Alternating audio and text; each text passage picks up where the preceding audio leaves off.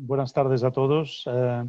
Es realmente un placer estar de nuevo acá y, bueno, como sabemos todos, desgraciadamente hemos tenido una pérdida muy importante en la electrofisiología mundial y os muestro aquí una diapositiva pues, de un momento de gloria, donde en los años 80, en el Centro de Electrofisiología de Maastricht, el profesor Wellens, ya sé que no es una diapositiva muy buena, a una edad pues muy temprana, porque el hombre tenía un poquito más de 40 años de edad, aquí estoy yo con mis 28, 20 o 30 años de edad y mi hija, pues era un centro donde, en fin, nadie podía negarnos nada y por eso les muestro yo esta diapositiva donde nuestra actividad nos permitía de invitar a reyes y a reinas a nuestras conferencias y aquí ven a la reina de Holanda, perdón, Beatriz, simplemente recibiendo un ramo de flores en el tiempo de plena gloria pues, de la electrofisiología de Maastricht.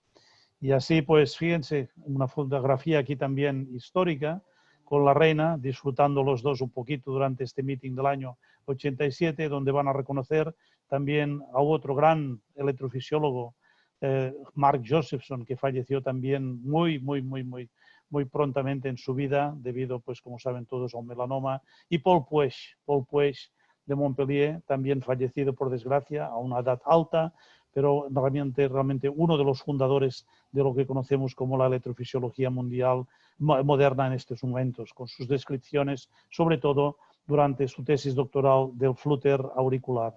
En fin, Hein Wellens, ¿qué les voy a decir yo? Yo creo que la mejor manera de describirlo es, como saben, lo contrario de lo que llamamos un círculo vicioso. Él era un hombre que creaba círculos virtuosos, de virtud. Con ello quiero decir que hay gente que crea círculos viciosos donde todos los contactos que ellos hacen, la gente que se involucra con ellos, en lugar de mejorar, empeoran, porque crean círculos viciosos negativos. Y Hein Wellens tenía la virtud de crear para todos nosotros círculos virtuosos. Nos llevaba para arriba. Toda la gente que se entrenó con él, todos ellos, sin casi ninguna excepción, han sido gente que luego ocuparon puertos importantísimos en la cardiología, en la medicina, diría, ni solo la cardiología, la medicina y la ritmología mundial. Nos deja pues una escuela, no a nivel de Maastricht, nos deja una escuela a nivel mundial, donde además cada vez todos sus alumnos luego han creado escuelas, y lo saben también en Sudamérica, sin ninguna duda, donde sus enseñanzas se han repartido a través de sus alumnos. Maestro realmente de maestros, sin ninguna duda, jefe de jefes, maestro de maestros. Miren que una pena, en un mes de tiempo yo perdí dos de mis grandes maestros, primero Paco Navarro López, el que me entrenó en cardiología general en la Universidad de Barcelona, y hoy en día pues lamentamos también la pérdida de Hein Wellens, sin ninguna duda, el más grande en la electrofisiología mundial. En fin, por ello vamos a dedicarle esta conferencia también hoy en su memoria, y estaría encantado él mismo de oír lo que hemos aprendido y de ver que lo que él nos preparó, los caminos que nos preparó, que no han sido en vano, sino que hemos aprendido muchísimo, cosas nuevas, no solo ya el síndrome de Brugada, sino otras cosas como, por ejemplo, la ablación de la fibrilación auricular, algo que me acuerdo en el tiempo en que trabajábamos juntos con Maurits Alessi en el laboratorio de electrofisiología, con mi hermano José, pues era impensable de que jamás llegaríamos a tratar de la manera que se trata una fibrilación auricular. Y todo ello, sin ninguna duda, ha sido posible gracias a hombres como Hein Wellens. Bien, vamos al tema de hoy. ¿Qué quería discutir? Pues sí, el tratamiento, pero es un poquito más que el tratamiento.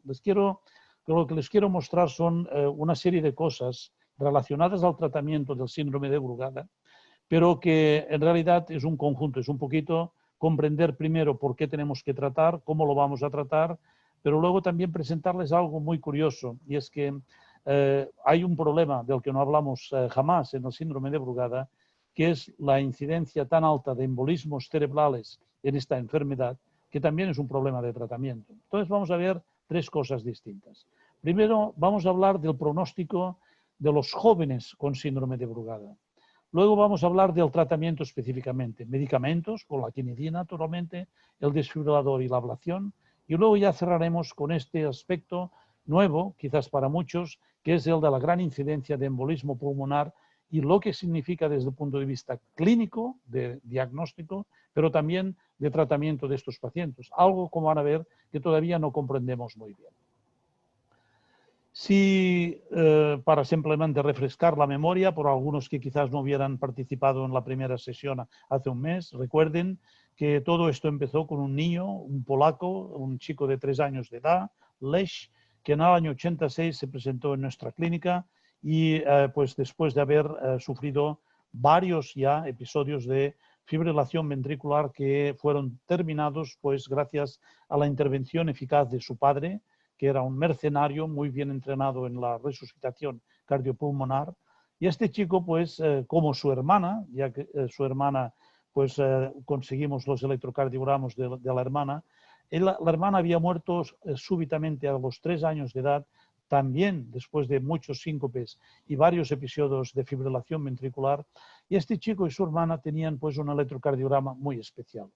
El electrocardiograma que hoy conocemos como el electrocardiograma del síndrome de Brugada y que nosotros lo describimos como bloqueo de rama derecha, elevación del ST, muerte súbita en pacientes con un corazón normal. Aquí vemos las derivaciones V1, V2, V3 solamente, las precordiales derechas, y cuidado porque este electrocardiograma está tomado a doble velocidad. Este es un electrocardiograma de Polonia y lo toman a 50 milímetros por segundo, pero vemos una prolongación del PR, un patrón que parece un bloqueo de rama derecha, una elevación del segmento ST, incluso una onda T negativa, como ven en estas precordiales. Y fíjense que incluso si vamos con mucho detalle y magnificamos la derivación V3, vemos que hay una muesca en el complejo QRS, una fragmentación del complejo QRS. Este detalle no lo describimos inicialmente, pero es algo muy importante también en el pronóstico de pacientes con síndrome de Brugada, ya que es una manifestación, como en muchas otras enfermedades cardíacas, de una conducción abnormal intraventricular, zonas de conducción abnormal, que luego ya veremos cuando volvamos a la ablación, que son precisamente estas zonas las que van a producir las arritmias ventriculares, la muerte súbita, y son estas zonas las que vamos a buscar para la ablación, para destruir el substrato que causa el síndrome de Brugada y la muerte súbita. De nuevo, simplemente para refrescar la memoria, recuerden que la presentación clínica del síndrome de Brugada ha cambiado. Empezamos con pacientes, 8 pacientes en el año 92, todos ellos con muerte súbita resucitada causada por fibrilación ventricular. Pero hoy en día sabemos que hay muchas otras manifestaciones. Lo más importante siendo, ya que reconocemos los pacientes asintomáticos hoy en día, que hay pacientes que presentan síncope de causa desconocida que es causado por el síndrome de Brugada, y también sabemos que Sick-Cyrus Syndrome, la enfermedad del seno, la fibrilación auricular y los trastornos de la conducción son manifestaciones del síndrome de Brugada, y sobre todo, recientemente hemos tenido la gran sorpresa de que tenemos que incluir como causa de la muerte súbita no solo la fibrilación ventricular, sino también la asístole. Y además, desgraciadamente, una asístole que no se recupera con pacing, que no se puede estimular. Es decir, esto es un paro total de la actividad eléctrica del corazón, no recuperable y, por desgracia, afecta mayormente a individuos jóvenes, como vamos a ver. Simplemente también tengan en cuenta, simplemente para refrescar también la memoria, que el síndrome de Brugada, tal como se describió inicialmente el electrocardiograma, hoy en día sabemos que es mucho más complejo. Hay una gran serie de manifestaciones electrocardiográficas que se relacionan a los defectos de conducción, como el aumento de la duración de la onda P, el bloqueo auriculoventricular de primer grado, la prolongación del complejo QRS con bloqueo de rama derecha o bloqueo fasciculares, la disfunción sinusal, las arritmias auriculares, flúter, fibrilación auricular, potenciales tardíos y, como mencionábamos, fragmentación del QRS. Y tenemos una serie de manifestaciones que tienen que ver con la repolarización, que también es abnormal, como la elevación típica del segmento ST, pero también las ondas J acentuadas, lo que llamamos repolarización precoz, la prolongación del intervalo QT o incluso el acortamiento, es decir, una mezcla con QT largo o QT corto, y luego, naturalmente, las arritmias ventriculares que causan la muerte súbita por fibrilación ventricular, como también las asístoles, como hemos dicho. Vamos a ver qué pasa con los niños. Bueno, pues con los niños pasan una serie de cosas que me permiten ya concluir ahora, en este momento, y luego yo se lo voy a mostrar, que cuando uno tiene una enfermedad, como el síndrome de Brugada, que es hereditaria y se manifiesta muy tempranamente en la vida de un individuo, probablemente estamos hablando de los pacientes con la enfermedad, con el síndrome de Brugada más grave que se puede tener. Es una enfermedad que tiene un espectro de presentación clínica, es decir, desde asintomático hasta muerte súbita hay un espectro de presentación clínica, y este espectro de presentación tiene que estar relacionado, sin ninguna duda, a la función de los canales que están afectados. Es muy simple. Cuanto peor funcione el canal de sodio, por ejemplo, debido a una mutación del canal de sodio, pues peor va a ser el pronóstico. Y así es en todo en biología. Y esto es lo que vemos a veces cuando hacemos test de Ashmalina en niños. Fíjense aquí dos casos. Uno que nos va a mostrar los grandes problemas de trastornos de conducción que se producen a veces en estos niños. Y en otro lado, uno que nos va a mostrar unos grandes trastornos de repolarización. Vamos a ver acá, fíjense en un electrocardiograma completamente normal para un niño que se le hace el test porque viene de una familia con episodios de muerte súbita, donde ya se ha diagnosticado un síndrome de Brugada, y vamos a ver con el test de Ashmalina si también está afectado o no. Fíjense que ya de entrada, cuando nosotros vemos un niño que tiene un complejo QRS ensanchado, alargado, de este tipo, un niño con un complejo QRS de 100, 110, 120 milisegundos, esto ya les puedo asegurar, casi es patognomónico del hecho de que este niño también tiene la mutación en el canal de sodio y que también va a tener un síndrome de Brugada. Y aquí es lo que nos pasa con un test de Ashmalina. Fíjense qué horror de electrocardiograma. Fíjense cómo se prolonga el espacio PR. Fíjense cómo se prolonga el complejo QRS, que casi no sabemos dónde termina en algunas derivaciones. Fíjense la elevación del ST, la onda T negativa. Fíjense en la alternancia de la onda T durante el ritmo sinusal. Como saben, una alternancia de la onda T, ya lo decía Lewis muchos años atrás, que la alternancia de la onda T durante el ritmo sinusal significa que el paciente tiene un problema cardíaco eléctrico mortal, por decirlo de alguna manera, muy, muy, muy grave. Bueno, este niño entró aquí en disociación electromecánica, le hicimos masaje cardíaco durante bastante tiempo, por suerte sobrevivió sin secuelas y pues recibió naturalmente un desfibrilador y todavía está vivo y bien después de su evolución, que ha incluido, pues entre otras cosas, pacing ventricular. Aquí vemos algo distinto. Aquí esta niña, que en aquel momento tenía 6 años de edad, hija de una mujer enfermera en nuestro hospital, resucitada por nuestro equipo, que tenía un síndrome de Brugada completamente desconocido, va y le hicimos un test de Ashmalina en aquel momento, y fíjense que ya, si miramos el electrocardiograma, ya hay algo para una niña de 6 años que no es normal. Pero bueno, en este sentido, aquí no se podía diagnosticar un síndrome de Brugada, y entonces se pasó al test de Ashmalina, donde desarrolló esta arritmia ventricular que, bueno, bajo el efecto de la Ashmalina es un poco lenta, pero bueno, es naturalmente una taquicardia ventricular polimórfica, exactamente lo mismo que este niño. Tuvimos que reanimar a esta niña hasta que la Ashmalina pues, desapareció del cuerpo, lo que va bastante rápido, como saben, comparado con la flecainida. Esta niña recibió un desfibrilador implantable. Hoy en día es una mujer de 26 años de edad que además también estudió para enfermera y trabaja como enfermera, y que pues está bien, sin ningún problema, y que además es una gran bailarina, es decir, que su actividad física ha sido también completamente normal. Fíjense que estos dos fenómenos, en el momento en que vean que esto ocurre en un paciente, cuidado, porque al hacer el test en los otros miembros de la familia, nos hemos encontrado de que hay un clúster que se agrupan estas complicaciones. Cuando vemos esto en un miembro de una familia, nos da mucho miedo de que esto va a pasar también en otros miembros, porque ahora ya tenemos la experiencia de que efectivamente esto se acumula. ¿Y qué es lo que hemos aprendido? Hemos aprendido que esta gente, pues ahora con los estudios genéticos, tienen efectivamente mutaciones, a veces incluso dobles o incluso triples del canal de sodio, que pueden explicar por qué tienen esta presentación estas familias de una manera tan maligna.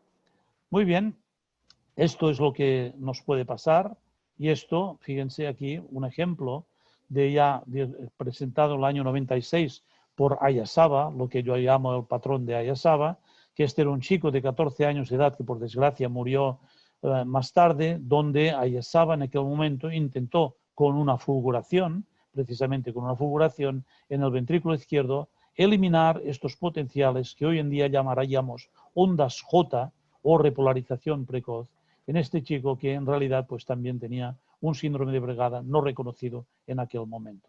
Y de nuevo, es decir, simplemente para mostrarles la malignidad de esta enfermedad en los niños. Vamos a verlo inmediatamente. Solo recordarles que en la publicación que Juan Sierra hizo en el año 2017, hace 3 años, acerca de la estratificación del riesgo de pacientes con síndrome de Brugada, y esto incluía aquí la población pues con también niños, pero la mayoría eran adultos, como recordarán, había 6 factores que tenían importancia pronóstica. Primero, el electrocardiograma, es decir, tener un electrocardiograma espontáneo de tipo 1 con la elevación del ST es malo. Y es malo porque, naturalmente, nos muestra que ya el síndrome de Brugada se manifiesta espontáneamente. No necesitamos ni tan solo ashmalina para bloquear más el canal de sodio para mostrar el patrón electrocardiográfico. Una historia familiar de muerte súbita a edad temprana, y con ello nos referimos a 35 años de edad, también tiene mal pronóstico y da, pues como el electrocardiograma espontáneo, un punto negativo. La inducibilidad durante el estudio electrofisiológico, no vamos a discutir más sobre su valor pronóstico o no, han pasado muchos años discutiendo esto y ahora sabemos que efectivamente tiene un valor pronóstico. También los estudios de Silvia Priori y de los franceses finalmente han reconocido de que tiene un valor pronóstico y esto da 2 puntos malos. ¿Qué encontramos? Síncope naturalmente, disfunción sinusal, incluyendo, que no lo pusimos así en la publicación, fibrilación auricular, que también aumenta el riesgo, y naturalmente los pacientes que ya han tenido una muerte súbita ya han mostrado que tienen mal pronóstico y esto puede pues, dar pues, 4 puntos malos en este sentido. En este grupo, naturalmente, si vemos aquí un seguimiento de 10 años, cuanto más puntos negativos uno tiene, peor es el pronóstico. Esto es la sobrevida de estos pacientes, edad media 40 años acá, edad media aquí 50 años, y esto es la sobrevida sin shock y sin muerte súbita a 10 años de seguimiento. Y como recordarán, les dije además una cosa importante en la última presentación, de que a veces el gran problema es que en los grupos acá de a lo que llamamos bajo riesgo, al considerarlos como bajo riesgo y no protegerlos con el desfibrilador, estos porcentajes de acá son muerte efectiva, mientras que en estos pacientes donde se da un desfibrilador, eso acá no es muerte, sino que la mayoría lo que tiene es un shock del desfibrilador que les salva la vida. Y este es el gran problema, lo que les decía, que a veces en el momento en que clasificamos un paciente como de bajo riesgo, quizás nosotros como médico les estamos aumentando el riesgo de morir, ya que no se les protege con un desfibrilador. Cuidado, esto es muy importante también. La estratificación del riesgo es importante, pero siempre hay que respetar el deseo del paciente en cuanto al tratamiento, como lo discutiremos luego. Solo para recordarles lo que les decía, asístole como causa de muerte súbita en síndrome de Brugada. No lo olviden, y además sin recuperación por marcapasos, y esto está relacionado, como los trastornos de la conducción, a las mutaciones del canal de sodio. Y vamos a ver ahora en los niños cómo todo esto se manifiesta. Gracias a la intervención pues, de nuestros amigos israelitas, y entre ellos otros el doctor Biskin, que yo creo que pronto va también a estar dando conferencias por webinar en Sudamérica, se hizo un estudio, el SABRUS, y el SABRUS pues no es nada más que el estudio del pronóstico de pacientes con síndrome de Brugada jóvenes. Lo que les voy a mostrar ahora. Esto en realidad eran pacientes, todos ellos 678, con muerte súbita resucitada, de los cuales sacamos 57 con una edad más jóvenes de 20 años de edad. Y fíjense que estos chicos hicieron una muerte súbita a una edad media de 14 años. Y había una diferencia de que en niños, fíjense interesantemente, al contrario de en adultos la mayoría de la gente que hace una muerte súbita y que se recupera, al menos lo que sabemos, claro, los que nunca vemos no podemos decirlo, pero de los pacientes que vemos, la gran, inmensa mayoría son hombres. Mientras que en los niños, fíjense, que es 3/4, es decir, 25% de estos niños son mujeres, mujeres que tienen pues una muerte súbita causada por el síndrome de Brugada. Y si comparamos los niños con los adultos, hay una serie de cosas interesantes. Fíjense, la primera es que en los niños el momento de la muerte súbita fue causado por fiebre en casi 1 de cada 3, mientras que esto es muy raro en adultos. Y esto es estadísticamente significativo. Otras cosas como síncope, historia familiar, de muerte súbita, el electrocardiograma, inducibilidad, no había diferencias, excepto de que en los niños menos inducibilidad acá, 1/3, aquí 2/3, pero sí, muy interesante, en los niños cuando se hacen estudios genéticos encontramos mucho más frecuente que estos niños con muerte súbita tienen mutaciones en el canal de sodio comparado con los adultos, indicando de nuevo que probablemente estamos viendo en los niños con muerte súbita la forma más grave de la enfermedad causada por mutaciones en el canal de sodio. Fíjense que el pronóstico en las categorías que les muestro acá, que son los niños antes de los 12 años de edad, los de entre 13 y 20 y los adultos, en cuanto a recurrencias, en este estudio multicéntrico independiente nos muestra que las recurrencias son brutales. 2/3 de los pacientes van a sufrir una recurrencia durante el seguimiento. Y fíjense que el momento en que esto ocurre puede ser muy rápido. Fíjense que es 10 meses, tiempo mediano, 27 meses y 24 meses. Es decir, dentro de los 2 años, 60% de estos pacientes tienen una recurrencia de su fibrilación ventricular. Y aquí viene el gran drama. Fíjense acá. ¿Cuál es el drama? El drama es que en estos niños tan jóvenes, en el momento en que uno no va a implantar un desfibrilador por razones técnicas, porque no se tiene la experiencia de hacerlo, o porque les da miedo de implantar un desfibrilador, en el momento en que hay una recurrencia sin protección, esto significa la muerte del paciente, en 4 casos. Y aquí tenemos uno que hizo una muerte súbita, que fue precisamente Leish, a 18 años de edad, probablemente durante un episodio de fiebre, donde la fibrilación ventricular fue totalmente incontrolable y su desfibrilador que tenía él, pues no fue capaz de parar la fibrilación ventricular, y la ambulancia cuando llegó fue incapaz de parar la fibrilación ventricular.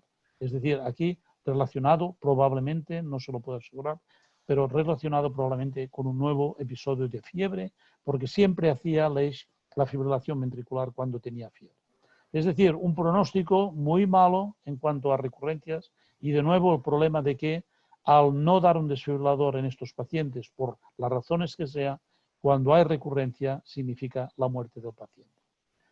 Vamos a ver qué encontramos en este grupo de pacientes como indicadores de un mal pronóstico. No va a haber ninguna sorpresa. Disfunción sinusal, el riesgo aumenta 3 veces. Arritmias auriculares, fibrilación auricular, etcétera, también 3. Conducciones intraventriculares, disturbios de la conducción intraventricular, 3,4. Fíjense que todo esto es significativo. El signo de calor, una onda S en el electrocardiograma de la derivación 1 profunda, 3 veces. Fíjense luego las mutaciones en el canal de sodio y sobre todo para niños de 12 años de edad o para arriba, aumenta el riesgo de muerte súbita en 5 veces. Y fíjense que cualquiera de estos factores, cualquiera, da igual, comparado con no tener ninguno en estos pacientes, significa una diferencia de 7 veces en la mortalidad. Es decir, son factores que naturalmente están relacionados, como vemos, todos ellos, a la conducción, a las arritmias y que indirectamente, bueno, o directamente, estarán relacionados con la gravedad de disfunción del canal de sodio o el canal de potasio, de la mutación o del canal que esté afectado en estos niños. Muy bien, ya pasando al tratamiento y haciendo un poco de overlap entre las cosas, vamos a ver qué hace la quinidina en estos niños. ¿Por qué la quinidina en niños? Naturalmente, porque si pudiéramos evitar un desfibrilador en estos niños, sería muy bueno por las complicaciones que un desfibrilador potencialmente tiene, como la infección, choques inapropiados, las complicaciones mecánicas, la parte psicológica, etcétera, etcétera. Es decir, si lo pudiéramos evitar, estaríamos muy contentos. Y fíjense que durante un seguimiento de 1 año en 52 pacientes, esto no es un estudio randomizado,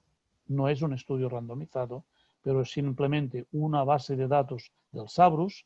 Fíjense, los que tenían quinidina, 55% tuvieron una recurrencia y los que no tenían quinidina, 67%, sin diferencias significativas. Es decir, que aunque esto no sea un estudio randomizado, simplemente esto es completamente intolerable, es decir, esto no se puede considerar un tratamiento adecuado para los niños. Muy bien, vamos a pasar por cosa del tiempo directamente a esta parte del tratamiento. Entonces, quinidina u otras drogas, desfibrilador, ablación, ¿cómo vamos a hacer todo esto en el futuro? Primero, y muy importante, eso, lo que estábamos diciendo. Si consideramos ahora las causas de muerte súbita en el síndrome de Brugada, no olvidemos que también la sístole, y yo no sé en este momento cómo tratar esto porque el marcapaso no lo arregla, pero tengamos en cuenta que no toda la muerte súbita en el síndrome de Brugada es fibrilación ventricular, también hay sístole. En principio, el desfibrilador es una protección apropiada para la fibrilación ventricular y esperemos que esté también actuando en pacientes con bloqueo AV y no naturalmente con asístole. Pero naturalmente los shocks son un desconfort, producen ansiedad, las arritmias que dan lugar a tormentas eléctricas son un desastre psicológico, que podemos programar o utilizar algo que nos permita evitar estos shocks. Una cosa muy importante y muy rápidamente, la imposibilidad de predecir cuándo estos shocks van a ocurrir y el hecho de que cada cosa que queramos realmente estudiar en el tratamiento del síndrome de Brugada necesita estudios randomizados que van a ser muy difíciles de hacer, ya lo sé, pero desde el punto de vista científico tendríamos que hacerlos. ¿Qué les muestro acá? Les muestro acá el seguimiento de 29 pacientes, eran 30, pero el número 30 lo sacamos porque los datos no eran fiables, 29 pacientes que recibieron un desfibrilador implantable por síndrome de Brugada, de los cuales 24 de los 29 habían tenido una muerte súbita espontánea, que es lo que ponemos aquí en tiempo cero, y 5, 1, 2, 3, 4, 5, recibieron un desfibrilador preventivo. Estos pacientes fueron sacados al azar de nuestra base de datos. Aquí tenemos un seguimiento, fíjense bien, esto no son meses, estos son años, 0 a 24 años de seguimiento. Aquí tenemos el tiempo medio de reemplazamiento del primer desfibrilador y aquí el tiempo medio de reemplazamiento del segundo desfibrilador. Fíjense que todos estos pacientes acá tuvieron su muerte súbita resucitada, reciben un desfibrilador y entonces hemos puesto los puntos negros, que es el primer evento para estos pacientes, mientras que aquí esto es el primer evento para los que recibieron el desfibrilador preventivamente. Y fíjense que, por ejemplo, este paciente recibe el desfibrilador después de la muerte súbita, un mes más tarde hace una muerte súbita de nuevo resucitada por el desfibrilador, recibe otro shock alrededor de un año y ahora estamos a 9 años de seguimiento, no hemos hecho nada y simplemente el paciente no ha tenido nada más. Fíjense este de acá, todavía más espectacular, hace una muerte súbita, recibe su desfibrilador, un par de meses más tarde recibe un shock eléctrico a causa de fibrilación ventricular y ahora estamos a 23 años y no hemos hecho nada y no ha pasado nada más. Y así podría discutirle cada caso para mostrarles que a veces nos encontramos como pacientes como este, que tiene una muerte súbita, recibe un desfibrilador, el primer desfibrilador no se utiliza, el segundo tampoco, y es solamente con el tercer desfibrilador que este paciente recibe el primer shock efectivo 14 años más tarde. Es decir, totalmente impredecible y como verán, cada paciente acá, si nosotros hacemos estudios con un seguimiento de 2 años, más de la mitad de estos pacientes diríamos, uy, les hemos dado un tratamiento que podría ser agua, nada más que nada agua, y considerar de que todos estos pacientes están bien tratados con agua y por qué no vemos que más tarde van a hacer su fibrilación ventricular. Es decir, el seguimiento tiene que ser muy largo antes de que hagamos ninguna conclusión acerca de la efectividad de los tratamientos que estamos utilizando ahora o que se utilicen en el futuro. A no ser, naturalmente, que durante el seguimiento ya corto veamos que el tratamiento no sirve para nada, como les he mostrado con la quinidina. Vamos a ver qué tenemos. Bueno, la primera cosa, sin ninguna duda, es hay que evitar las drogas, naturalmente, que pueden complicar el síndrome de Brugada. Y aquí tenemos la lista, que se hace un update continuamente en el Brugada Drugs Organization, donde están todas las drogas potencialmente peligrosas en el síndrome de Brugada. El tratamiento de la fiebre, sin ninguna duda, de una manera muy intensiva, porque puede resultar en la muerte del paciente. Y luego tenemos una serie de drogas que han sido potencialmente consideradas como potencialmente eficaces, como son los betabloqueantes, las drogas adrenérgicas tipo isoproterenol durante una tormenta eléctrica, clase 1 y clase 3. Vamos a ver qué tenemos realmente en el momento actual. El cilostazol y la milrinona. El cilostazol pues son casos aislados que se han estudiado, incluso algunos en Argentina, y pues se ha visto que no, es inefectiva, que no sirve para nada. La milrinona solo se ha estudiado experimentalmente y tampoco hay datos clínicos en este momento. El Bepridil, también casos aislados, no efectiva. Algunas cosas del tipo del Wensiakel solo se ha estudiado en modelos experimentales por Ancelevich. Luego tenemos la dimetil-litoespermasa, exactamente lo mismo. Disopiramida y quinina, sulfato de quinina, solo case reports y tampoco han mostrado una efectividad.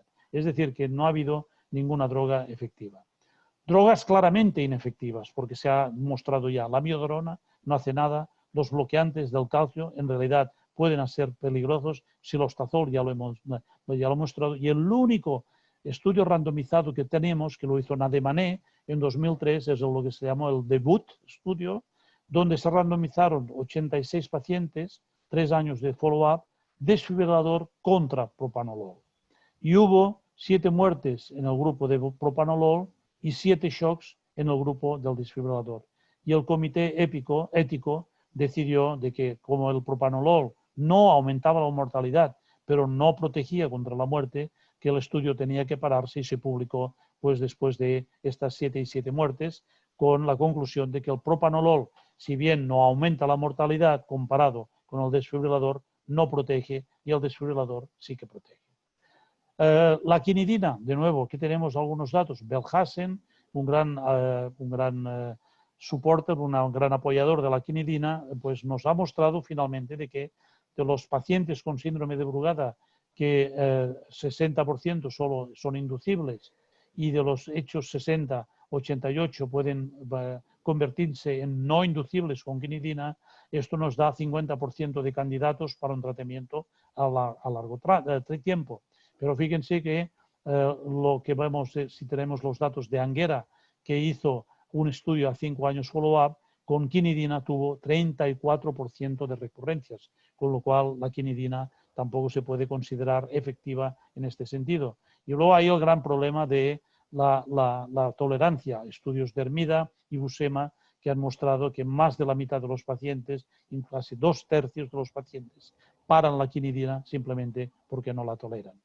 El estudio KIDAM, una comparación de hidroquinina y placebo, 50 pacientes llamados de alto riesgo, 52, solo la mitad completaron el estudio, y de los que completaron el estudio, 26 tuvo que parar la quinidina también por efectos secundarios, es decir, no nos permite casi ninguna conclusión. Y luego ya Biskin, el mismo, hizo una llamada mundial para ver quién tenía y quién no tenía quinidina, y encontró que de los 131 países que le contestaron, solo en 19 la quinidina era disponible. Entonces, ¿qué podemos hacer? ¿Qué nos sirve? ¿Nos sirve la ablación para hacer alguna cosa? Bueno, de momento, pues es lo que parece que quizás nos permitiría atacar el sustrato, y recordarles que el sustrato está localizado mayormente, no exclusivamente, cuidado, porque hay variaciones del síndrome de Brugada, pero mayormente en el tracto de salida del ventrículo derecho, y que tenemos 3 teorías en el momento actual que se nos proponen como mecanismos patofisiológicos del síndrome de Brugada. La conducción lenta, mayormente los estudios del grupo de Ámsterdam, con nosotros también, con paciente mío con trasplante cardíaco, en que se mostró una conducción lenta pues como causa de la fibrilación ventricular. Los estudios que sugieren que una reentrada en fase 2, que son estudios experimentales solamente de Anselevich, que podría ser la causa, muy bien, ningún problema. Esto nos explica perfectamente el problema en pacientes con mutaciones en el canal de sodio. Esto nos podría explicar el problema en pacientes de mutaciones del canal de potasio, calcio o de cloro. Y luego tenemos Lizari, que pues publicó una sugerencia basada en sus estudios y sus conocimientos embriológicos, que él dice el problema es la cresta neural, y en la cresta neural las células que van a construir el tracto de salida del ventrículo derecho, que además construyen el nodo y construyen también la aurícula y la cresta terminal, estas células tienen mutaciones que podrían ser somáticas, es decir, tengan en cuenta que mutaciones en el síndrome de Brugada las encontramos solo alrededor de 1 de cada 3 pacientes, y que en cada 2 de 3 podrían ser mutaciones somáticas que no las vamos a encontrar en la sangre porque no se transmiten por las células germinales, los espermatozoides y los ovocitos, sino que simplemente son mutaciones localizadas acá, y que necesitamos tener biopsias de acá para encontrar estas mutaciones. Es decir, esta es la teoría de Lizari, que naturalmente hay que considerarla muy en serio, porque nos explicaría el que no encontremos mutaciones en los estudios que hacemos en sangre en 2/3 de los pacientes con síndrome de Brugada. Sea como sea, todo esto al final ataca esta zona, y esta es la zona que atacamos con la ablación. Y aquí ven una diapositiva de Paulo Tauber, donde nos muestra la anatomía, simplemente para recordarles que el tracto de salida, fíjense, el tracto de salida del ventrículo derecho tiene una pared muy fina, ¿eh? Y entonces casi es un poco, por decirlo de alguna manera, no diré irrisorio, porque quizás no comprendemos todo, pero es muy curioso de pensar de discutir el valor de ablación epi o endocárdica, porque cuando hacemos una ablación acá, necesariamente vamos a destruir endocardio y epicardio, sin ninguna duda. Y bueno, esto empezó pues con la ablación epicárdica, como saben todos, Nadia Mané en los Estados Unidos, un tailandés que trabaja en Estados Unidos y en la Universidad de Bangkok también, nos mostró que había potenciales abnormales en la zona epicárdica y no endocárdica. Fíjense, esta es una diapositiva suya. Ahora hemos girado el ventrículo derecho. En la zona epicárdica vemos potenciales abnormales tardíos, y en la misma zona el mapeo endocárdico por dentro nos muestra potenciales completamente normales. Endo, acá, y aquí el epicardio. Muy bien, okay. Esto es lo que él encuentra, y con todo respeto, Lademané es un gran científico, aquí ven el patrón típico del síndrome de Brugada, pero luego lo que él sugiere es que esta es la zona de conducción lenta, con unos potenciales tardíos brutales, apoyando la teoría de la afectación por el canal de sodio, y entonces hace la ablación y soluciona el problema. Pero fíjense, Pablo Tauber publicó pues, una serie de 13 pacientes de Argentina, donde él lo que hizo fue exactamente lo mismo, pero endocárdico. Es decir, hizo el mapeo, encontró zonas abnormales con potenciales abnormales a nivel endocárdico. Un grupo japonés no los encontró, decían, pero ellos sí los encontraron, y no solamente encontraron los potenciales tardíos, mostraron que incluso la elevación del ST, lo que se te ha mostrado ahora por Papone, más tardíamente ellos lo mostraron antes que Papone, de que las dimensiones de la zona normal están correlacionadas, o al revés, la elevación del ST está correlacionada con las dimensiones de la zona normal. Cuanto más grande la zona normal, más elevación del ST. Cuanto más grande el sustrato, más anormal el electrocardiograma. Y si ahora volvemos a lo del electrocardiograma espontáneo de tipo 1, si tú no necesitas ashmalina para mostrar un electrocardiograma tipo 1, claro, es porque la zona probablemente es muy abnormal. Y fíjense aquí algunos ejemplos de pre y después de la ablación, con la separación de la elevación del ST, apareciendo naturalmente la elevación típica de la quemadura, pero ellos pues también con su seguimiento mostraron de que eran capaces simplemente de atacar esta zona y hacerlo endocárdicamente. Nosotros hacemos lo mismo y lo hacemos con una técnica híbrida, pues ¿por qué? Les voy a contar, porque muchas veces también atacamos en estos pacientes la fibrilación auricular, al mismo tiempo hacemos una ablación de las venas pulmonares híbrida, epicárdica, y por lo que ya les voy a contar del fenómeno de embolización, les cerramos también la orejuela izquierda con un clip, así para evitar la anticoagulación en estos pacientes. Vamos a ver esto luego si tenemos tiempo. Simplemente para mostrarles que también durante estas ablaciones híbridas lo que vemos es exactamente lo mismo. Con ashmalina podemos provocar potenciales completamente abnormales. Muy bien, solo mostrarles un poco lo que hemos hecho hasta el momento actual. Son 36 pacientes y de momento pues va bien para los que están pues el grupo de alto riesgo, y en los pacientes que han sido pacientes ya con complicaciones, con arritmias después del desfibrilador, etcétera. Hemos tenido 2 pacientes de los 6 que tuvieron recurrencias de fibrilación ventricular. Y fíjense acá, esto es un seguimiento, como ven, de 27 meses, necesitamos seguimientos mucho más largos que esto. Pero fíjense que esto nos permite comprender un poquito, cosas que, fíjense, esta diapositiva es muy curiosa, porque durante el estudio de este paciente yo empecé a ponerme muy molesto con los felos y decía, conecta el cable, está conectado. Digo, bueno, que no, que tienes ruido. Que no, digo, bueno, estamos en ritmo sinusal y mírate lo que es esto, y bueno, cambiamos el cable, cambiamos el catéter y seguía así. Y al final yo casi digo, bueno, hombre, si no puede ser. Bueno, esto es lo que ven acá, esto, fíjense, y esto yo pues simplemente se lo mostré, ahora no me viene el nombre, pero bueno, a un electrofisiológico de Londres, y me dice, yo tengo exactamente lo mismo.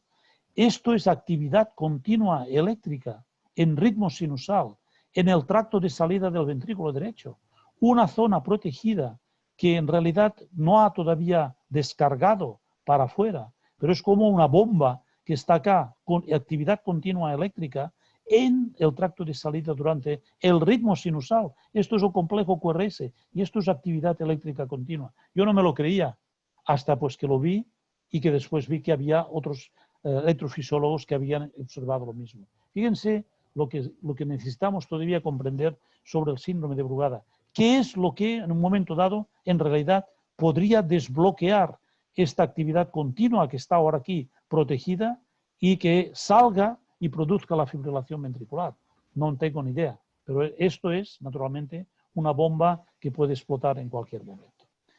Bien, La última parte, 5 minutitos, muy importante porque creo que esto es algo poco discutido, solo una sola publicación en el momento actual, y son las arritmias auriculares y el problema de las embolias en el síndrome de Brugada. La fibrilación auricular y el flutter son muy frecuentes, cerca del 20% de estos pacientes las tienen, y es una causa, como sabemos, de shock inapropiado, pero fíjense que esto puede ser la primera manifestación del síndrome de Brugada. De tal manera que nosotros en todos los casos de fibrilación auricular idiopática con corazón normal siempre hacemos un test de Ashmalina. Y me podrían decir, hombre, este ya lo vemos que es un síndrome de Brugada. Tiene un electrocardiograma de tipo 2. Sí, muy bien. Y aquí es en ritmo sinusal. Pero hay que hacerle naturalmente un test de Ashmalina para probarlo de que es un síndrome de Brugada. Vamos a ver lo que hicimos. Buscamos los datos de 671 pacientes en nuestra base de datos, edad media como siempre 40 años, de los cuales 79, es 12% en esta serie, tenían fibrilación auricular, 2% six sinus, y había 11 que son de esta gente con fibrilación auricular que hicieron una embolia cerebral.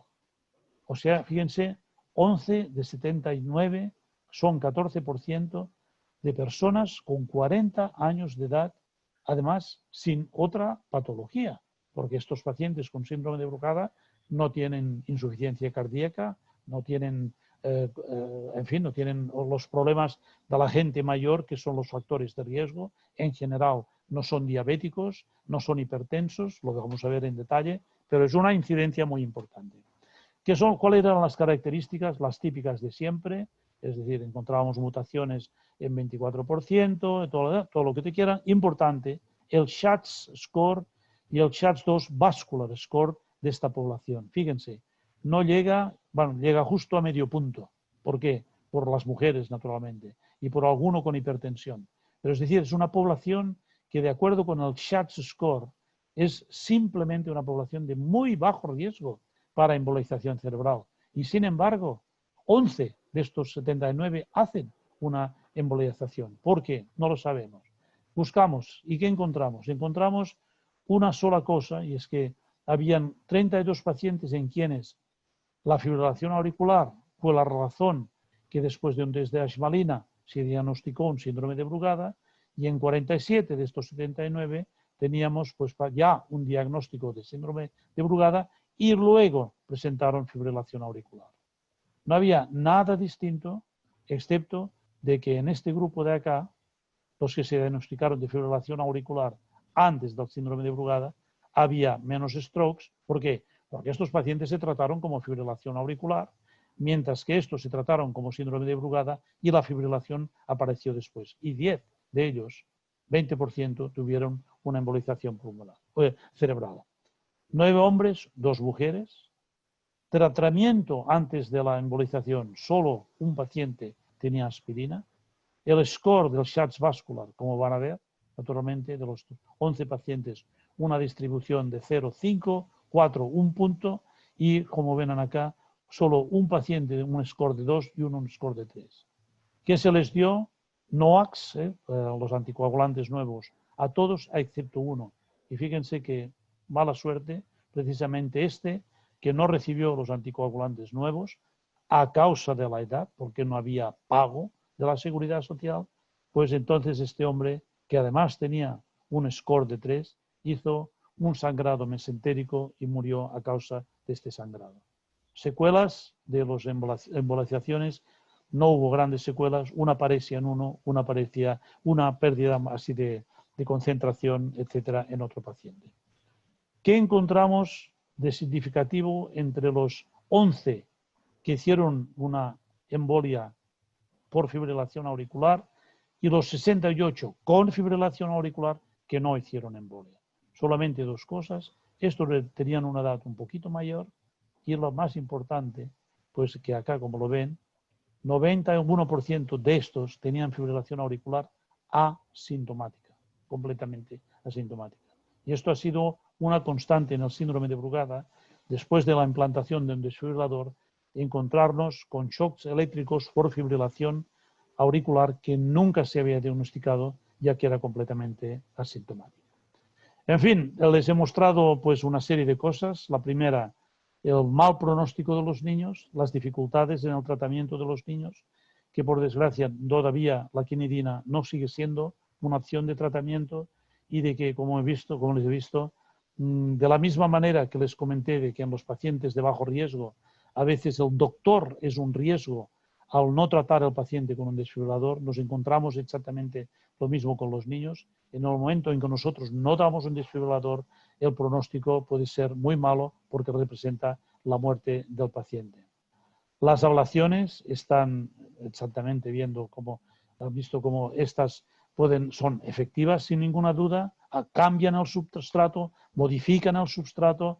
Como les decía yo, hay necesidad a estudios a mucho largo plazo para que sepamos realmente si estas ablaciones cambian el pronóstico de estos pacientes. Y cuidado con una cosa, porque ya se está vendiendo un poquito de que la ablación podría sustituir al desfibrilador. En fin, como ya han visto, las curvas que yo les he mostrado de la impredecibilidad de estos shocks eléctricos del desfibrilador, yo creo que necesitamos muchos años antes de que podamos decir vamos a hacer una ablación y no le damos al paciente un desfibrilador. Y luego ya, como han visto, hay un exceso de riesgo de embolia cerebral en pacientes con síndrome de Brugada. La mayoría de estos pacientes no saben que tienen fibrilación auricular y recuerden de que estos embolias cerebrales a veces pueden ser también la primera manifestación de un síndrome de Brugada. Como ven, nos queda mucho todavía para aprender, para tener un esquema de tratamiento que a mí me gustaría mucho presentarles diciéndoles este para desfibrilador, este para ablación, etc. Yo creo que en el momento actual necesitamos combinar los dos. La ablación sí, pero combinada con la protección de un desfibrilador y, por desgracia, tengo que concluir de que en el momento actual no tenemos ninguna droga que nos permita confortablemente sustituir al desfibrilador, tampoco por niños, lo cual sería muy natural, muy agradable de tener para evitar el desfibrilador. Muchísimas gracias.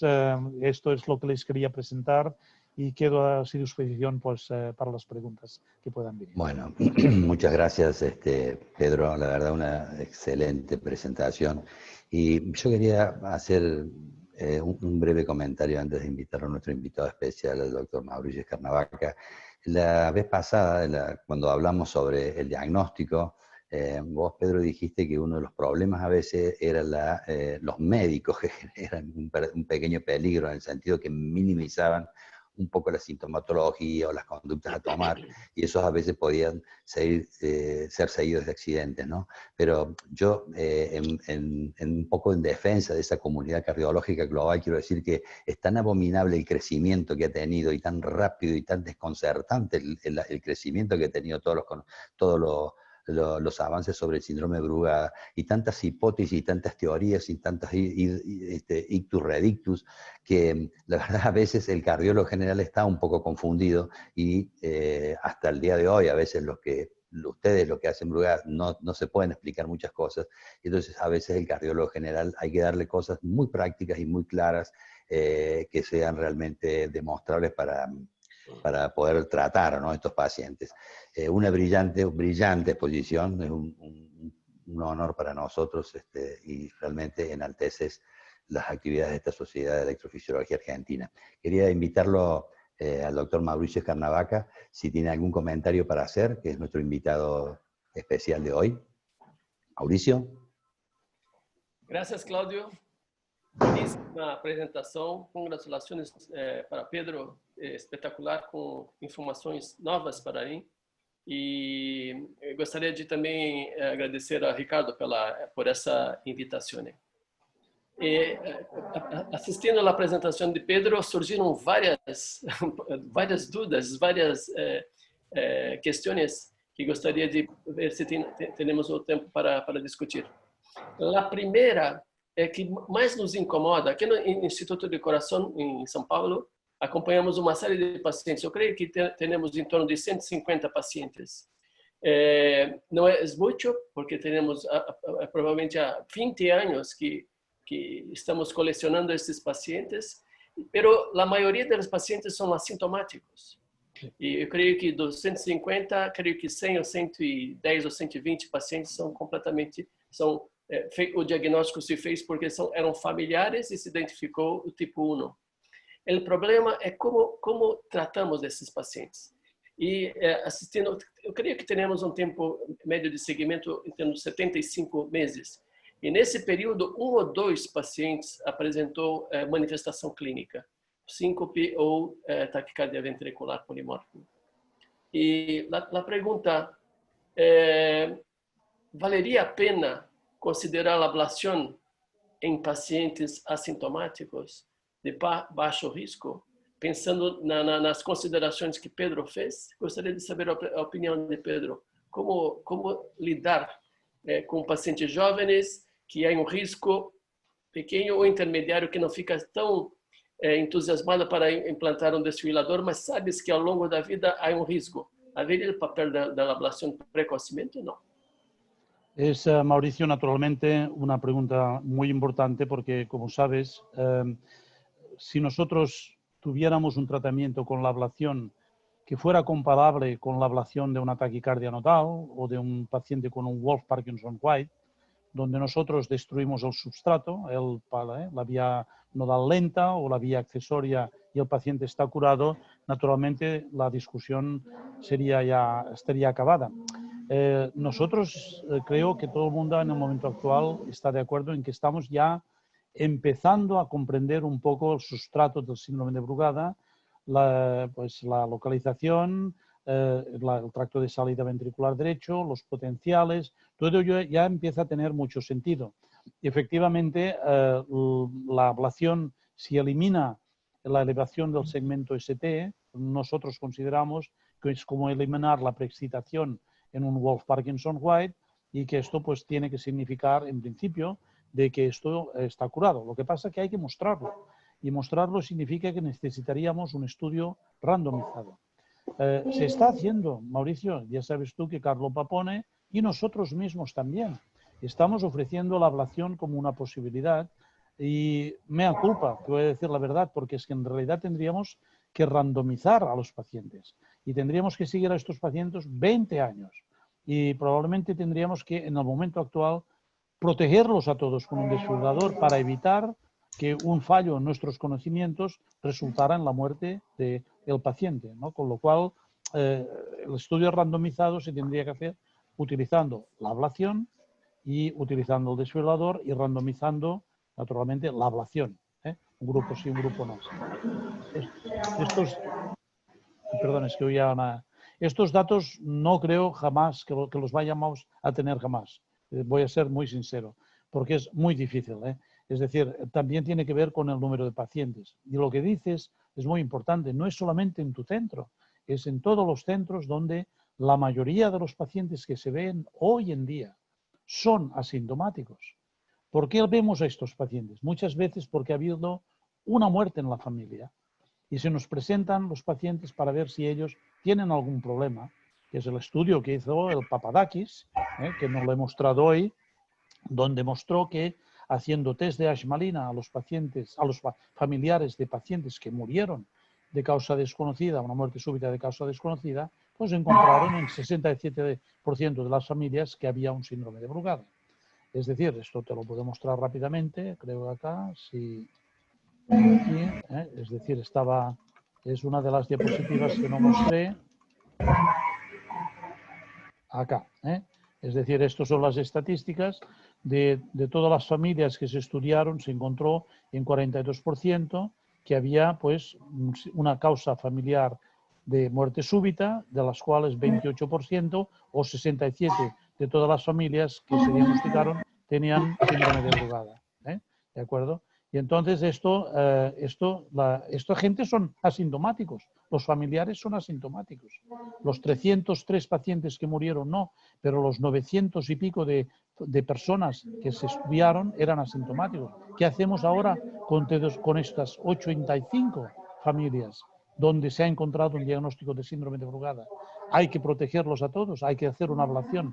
Yo creo que, de nuevo, hay que hacer una estratificación del riesgo, y hablar muy seriamente con el paciente las distintas posibilidades. Es muy difícil, Mauricio. Realmente es, como sabes tú también, porque tú tienes también mucha experiencia, es muy difícil. Cada vez es realmente también para nosotros como médicos un trastorno psicológico, diría, hacer esto, ¿no? Y sobre todo cuando además, por ejemplo, cuando te encuentras con lo que yo comentaba hace un mes, de los médicos que luego les dan una opinión distinta al paciente porque les da miedo recomendar pues un tratamiento agresivo y dicen que murió el hermano pero que el otro no va a morir y no sé en qué se basan para decir esto. No lo sabemos. Yo creo que son datos que jamás vamos a tener porque no veo a nadie hacer un estudio randomizado para contestar esto que me preguntas de una manera científica.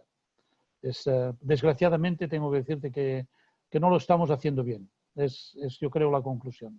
Científicamente, me refiero. No estoy hablando de clínicamente. Claudio, gracias, Pedro. Yo tengo otras cuestiones, pero quiero dejar a las personas con oportunidad de preguntar también. Como queráis, yo estoy listo para todos. Se queres, pergunto outra, hein, Cláudio?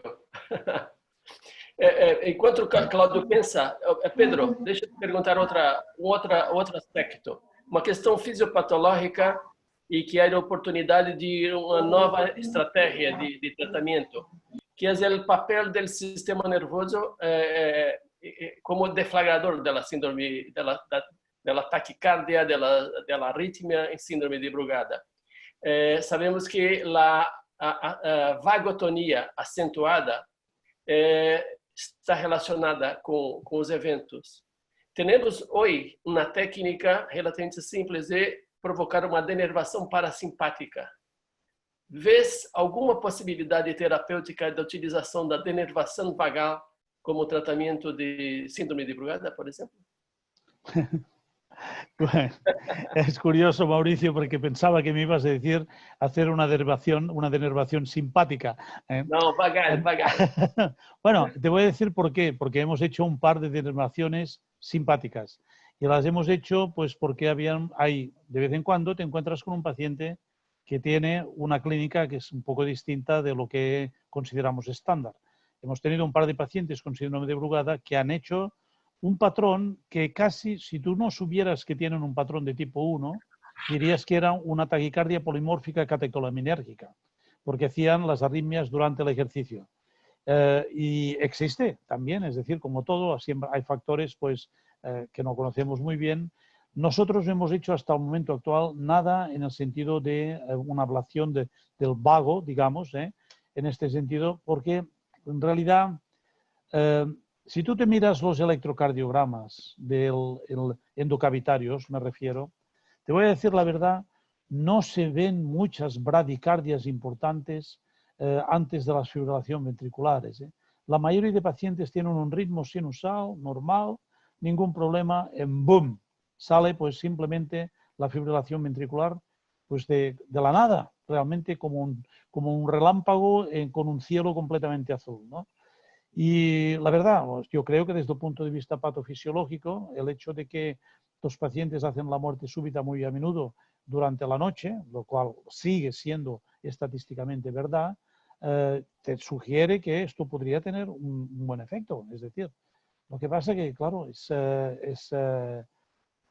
de nuevo, algo que tendríamos que hacer, un estudio randomizado y hacer un test correcto desde el punto de vista científico para ver si realmente tiene un efecto o no tiene un efecto. Yo no tengo ninguna experiencia.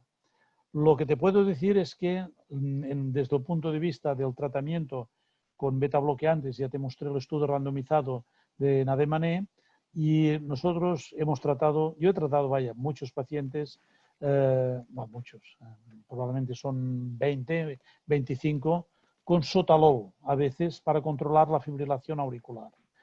Sin que, esto sí que te lo puedo decir, sin que no haya habido ninguna tormenta eléctrica ni nada. Es decir que si bien es una teoría bonita del hecho, por el hecho de que las arritmias se producen durante la noche, en realidad el papel del tono vagal todavía tampoco lo conocemos.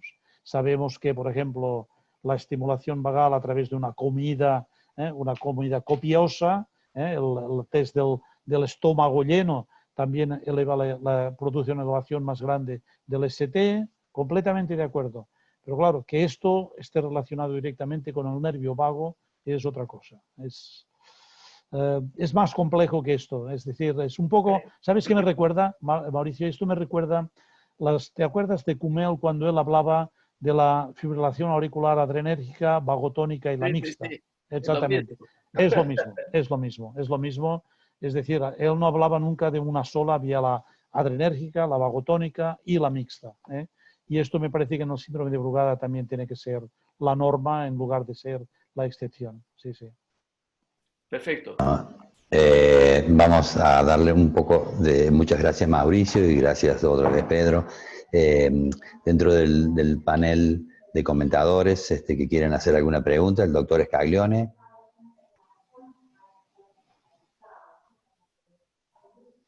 Doctor Scaglione o... ¿Preguntar, Claudio? Ahora sí. Sí. ¿Me escuchás? Bueno, sí, ahora sí. Jorge, ¿querés hacer alguna pregunta al doctor Pedro? Sí, tenía una pregunta, sobre todo trabajando con niños. Cuando tenemos un niño asintomático y hacemos una prueba de asmalina, además, si obtenemos, además del patrón típico tipo 1, vemos que hay una alteración de la conducción AB o exageración de la prolongación del QRS, ¿ya estaríamos en posición de decir que este paciente es de alto riesgo, como para ya indicarle un desfibrilador? Mira, esto es precisamente acá, ¿verdad? Las variables, como ves, si veis la diapositiva, que determinan el pronóstico en los niños. Estos los niños, ¿verdad? Disfunción sinusal, arritmias auriculares, disturbios de la conducción intraventricular, la onda S larga en la derivación 1, el signo de Caló, que es un trastorno de la conducción también. Todo ello, naturalmente, probablemente relacionado a las mutaciones del canal de sodio. Yo ya te dije que cuando veo yo a un niño de una familia con síndrome de Brugada que tiene un complejo QRS por encima de los 90 milisegundos, ya mal signo. Esto es mal signo. Y cuando lo que nos estamos encontrando ahora es que viene un poquito al revés también, ¿sabes? La clínica ahora está cambiando también. A nosotros nos viene una familia donde el padre murió y donde se ha hecho un test genético para empezar, después de la muerte de aquella persona, porque un post-mortem, un test genético post-mortem, donde se ha encontrado una mutación del canal de sodio y se nos presenta la madre con 2 niños con una mutación del canal de sodio. Y con la pregunta, ¿necesitan un desfibrilador? Tú sabes lo que significa esto, ¿verdad? Porque hay el médico que dice, no, bueno, hombre, lo único que necesita es que le tratemos psicológicamente apoyo a la madre, y dejad a los niños tranquilos. Y el otro que dice, bueno, cuidado, es que tiene una mutación en el canal de sodio y fíjate lo que esto te indica en niños y es una discusión brutal, ¿no? Entonces, esto es una cosa muy, vamos a decir, personal, donde cada vez hay que discutirlo con la familia y que a veces da muchos problemas para llegar a una conclusión, porque siempre, naturalmente, Jorge, como tú sabes muy bien, tratar a un niño con un desfibrilador es un drama, inicialmente, psicológicamente. La práctica, después de estos 40 años que estoy yo haciendo cardiología, o 46, la práctica muestra que todos estos niños en los que nosotros tuvimos que dar un desfibrilador, durante el seguimiento, han hecho finalmente una vida normal y han crecido como personas normales, y que al final del recorrido, cuando tú hablas con las familias, todos han estado muy contentos de que efectivamente los niños estuvieran tratados y de que no, incluso si no tuvieron shock eléctricos, que al final que estuvieran protegidos. Al contrario, los niños y jóvenes que han muerto, de los cuales ya os contaba por asístole, de los cuales el año pasado yo perdí 2, uno de 22 y uno de 24 años, uno con 2 mutaciones en el canal de sodio y el otro con 3 mutaciones, murieron por asístole, por asístole. Esto es un drama, porque luego resulta que te confrontas con lo contrario, es decir, que has dado un tratamiento y que luego tienes que reconocer a la familia que este tratamiento no era el adecuado o que falló, porque era un tratamiento que no podía tratar esta asístole porque era una sístole intratable. Es decir, yo creo que es muy complejo esto. Tienes que individualizar muchísimo, hay que pasar mucho tiempo con estos pacientes discutiendo, ver, sentir lo que sobre todo la madre, el padre es una cosa, pero la madre sabemos todos que es mucho más importante en estas cosas, y entonces ver lo que ellos sienten, lo que ellos y hacerles sentir confortables con la decisión. Pero yo soy, como que hemos visto ya muchos accidentes, mi threshold, mi nivel, digamos, para indicar un desfibrilador cuando hay este tipo de problemas, cuando ya, vamos a ver, fíjate el último caso, la última familia, donde tuve unas discusiones brutales con los médicos de otro país, no voy a decir qué país, donde había muerto precisamente lo que decía, padre que hace muerte súbita, resucitado, 2 niños que tienen mutación en el canal de sodio, uno de los niños hace una muerte súbita, y entonces, pero realmente muerte, y entonces viene la familia a ver qué hay que hacer con el otro niño. Yo digo, hombre, este necesita un desfibrilador. Y los otros médicos que dicen que no porque está sintomático. Es que no tiene nada que ver ni con la estratificación del riesgo. Esto tiene que ver con casi humanidad, ¿no? Es decir, ¿cómo le vas a decir a una madre que ha perdido ya un hijo, que su marido casi murió, de que no vas a proteger al otro hijo que también tiene la misma enfermedad? Es que casi claro, es así, ¿eh? Este es un caso extremo, naturalmente, pero bueno. Es muy complejo porque fíjate que estamos viendo una cantidad de gente, no solamente niños, también adultos, donde se hacen estudios genéticos del WAPS, es decir, el White Genome Analysis, ¿de acuerdo? Y entonces una persona que tiene un cáncer de pecho, se le hace un White Genome Analysis en Estados Unidos y le encuentran una variante en el canal de sodio que podría estar asociada a muerte súbita. Y la típica cosa, nos manda el email la señora y dice, mire, me han encontrado que tengo un síndrome de Brugada quizás, necesito un desfibrilador sí o no. Así van las cosas.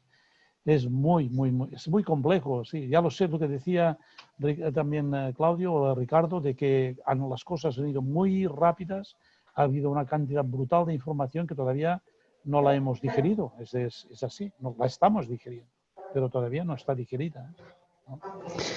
Bueno, muchas gracias, Pedro, por esa respuesta. Yo después, al último, Ricardo, si se puede, me gustaría hacer alguna preguntita sobre la estimulación en el síndrome de Brugada. Pero vamos a pasar al doctor Cole, por favor, si querías hacer alguna pregunta. Marcelo. Marcelo Cole.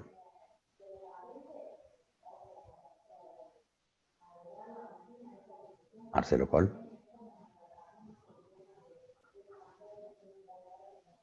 Bueno, ¿está por ahí Marcelo Cole? Si no, siga Claudio, el doctor. Si no, pasamos a ver parece que se desconectó Marcelo. Sí. Alejandro Cueto, por favor, dale, adelanta tu pregunta. Doctor, bueno, además de estar excelente la presentación, usted mostró un diapositivo donde veíamos la cantidad de choques en el tiempo que tenían los pacientes que tenían colocado un cardiofibrilador. Y habló de la tormenta eléctrica, eso. Habló de la tormenta eléctrica en este momento, la mencionó, bueno, no se extendió.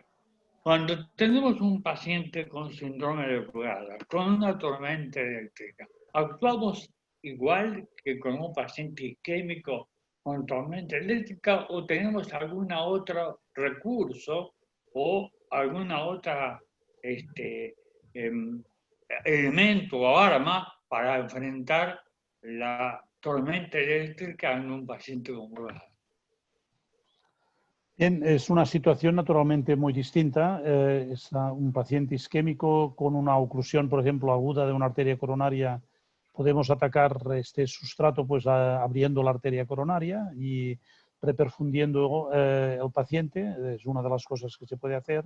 En el síndrome de Brugada tenemos un problema puramente eléctrico, por decirlo de alguna manera, y entonces lo que hacemos es primero poner al paciente una infusión de isoproterenol o adrenalina para aumentar teóricamente la corriente de calcio en caso de que sea un problema de reentrada de fase 2 para evitar pues, esta reentrada de fase 2. En caso de que sea un problema de la conducción, esperar que el isoproterenol aumente quizás la velocidad de conducción. Sea como sea, el isoproterenol funciona. Es decir, esto funciona Lo que pasa es que es un tratamiento naturalmente de la fase aguda y lo que sin duda es necesario también es poner al paciente en anestesia general.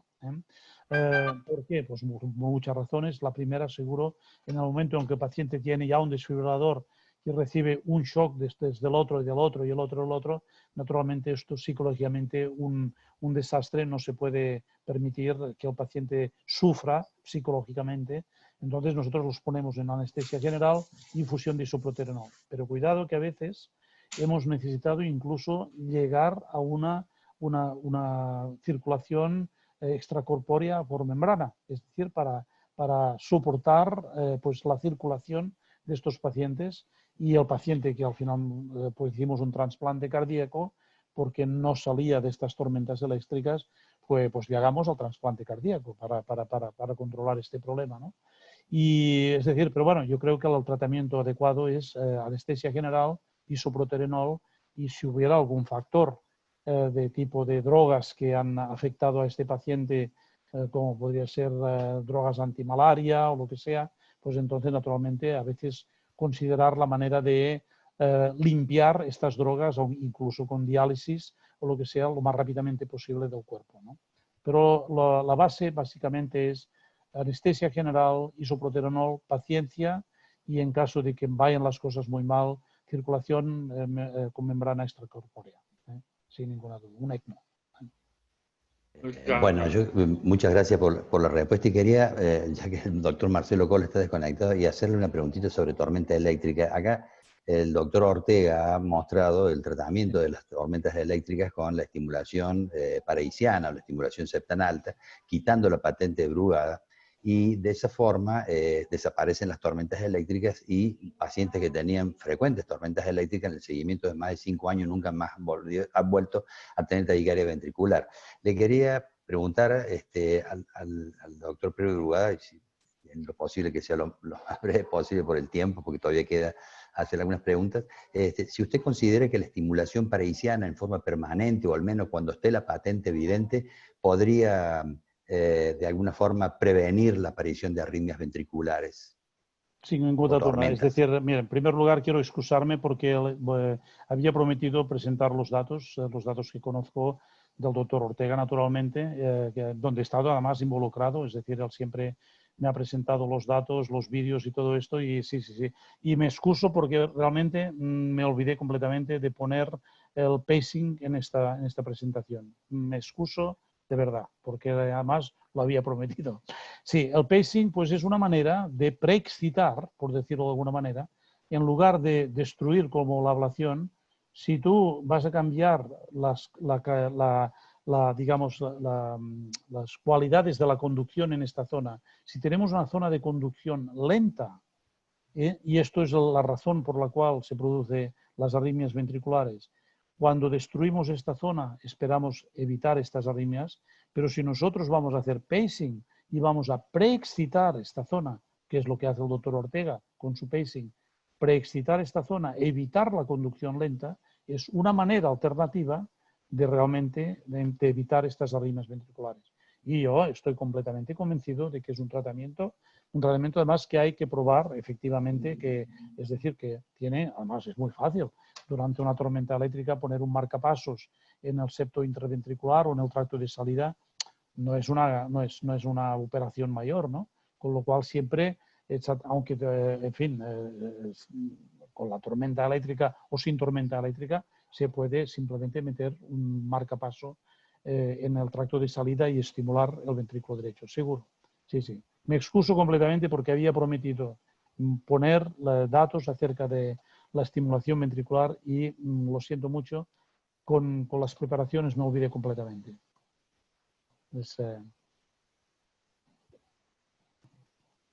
Antes de pasar, gracias Pedro por la respuesta, y es interesante, si queda algún minutito, vamos a hacer algún comentario extra al respecto. No sé si el doctor Medesani quería hacer alguna pregunta, algún comentario.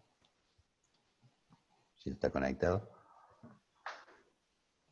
Bueno, Porque es interesante esto de la estimulación que estábamos hablando de Pedro también, porque lo que he visto yo particularmente también, y que es probable, lo habíamos visto en el doctor Ortega, esa gran heterogeneidad que existe entre la activación del tracto de salida y la activación del ápex. Tanto es así que a veces durante la estimulación del ápex se ven potenciales del tracto de salida recogidos con un halo, mucho después que termina el QRS, mucho más desordenado que el ritmo sinusal, y a veces arritmias ventriculares que se estimulan en el ápex del ventrículo derecho se inducen fácilmente. Cuando uno estimula el tracto de salida es mucho más trabajoso o es imposible inducir arritmias ventriculares con el mismo programa de estimulación ventricular programada, lo cual probablemente tenga un poder organizador de esa heterogeneidad, la estimulación del tracto de salida, ¿no? Bueno, y juntando todos esos conceptos probablemente tenga alguna importancia. No sé si Medesani está presente. Está Claudio, está Marcelo Coll, Claudio, si querés. Ah, Marcelo Coll. Marcelo, dejamos un lugar entonces para tu pregunta. Bueno, muchas gracias. Tuve un inconveniente con la luz, así que perdón, no escuché los últimos 4 minutos. La preocupación que durante muchos años hemos tenido, que me imagino que usted, doctor Brugada, transmitir eso, que hacer las pocas herramientas que tenemos para los pacientes que hacen las historias en la evolución de la enfermedad. Me quería preguntar si hay algún marcador, hay alguna alteración eléctrica puntual que uno pudiera utilizar como herramienta de diagnóstico. Porque durante todos estos años siempre hemos estado abocados a investigar la muerte súbita sobre la fibrilación ventricular y la taquiarritmia. Entonces hemos descuidado una parte o hemos tratado de resolver una parte del problema, pero el resto me parece que todavía está bastante abierto. Quería saber si hay alguna mirada sobre eso. Vamos a ver, porque se oye bastante mal.